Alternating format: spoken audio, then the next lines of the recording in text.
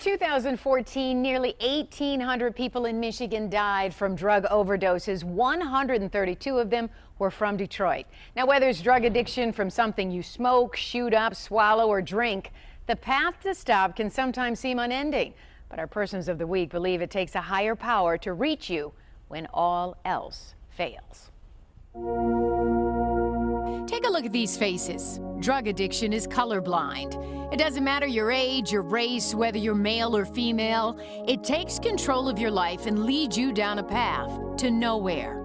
You got to take a searching, fearless, moral inventory of yourself. That's why every Thursday night here at Greater Grace Church in Detroit, a group of about 75 people gather to break free from drug addiction. Each day you stay, it gets easier the next day.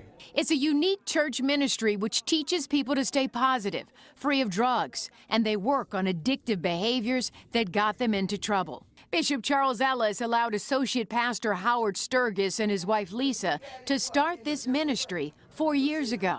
Bishop Ellis, we thank God for our bishop. He's a man of God. He helps out with the community.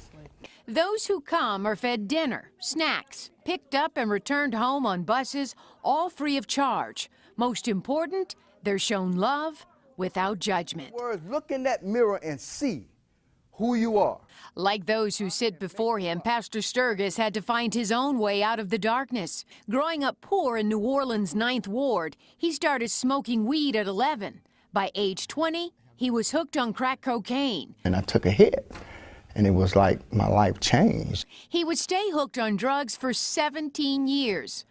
It was always just waking up to get high. What he saw in the mirror was a prince, but in reality, I was a grown man at 95 pounds. Then one day, I walked like 32 miles to get to this treatment center. He would spend more than a year in treatment with no family support. It was like a relief came over me, and I never smoked again. His family's home was swept away by Hurricane Katrina, along with remnants of his past life. And while sad, he knew he could not return to that home. I had left my crack pipe hiding in the house. And he said, the day you cross the door sill is the day you relapse. During a trip to Detroit, he met his wife, Lisa. And not too long after, Detroit became his home, too. So that really kind of scared me because I didn't know that lifestyle. I didn't know anything about drugs, so that really got me. He told her to stay clean himself. His mission would always be to help others fight the same demons that nearly killed him. And Lisa agreed to stand by his side.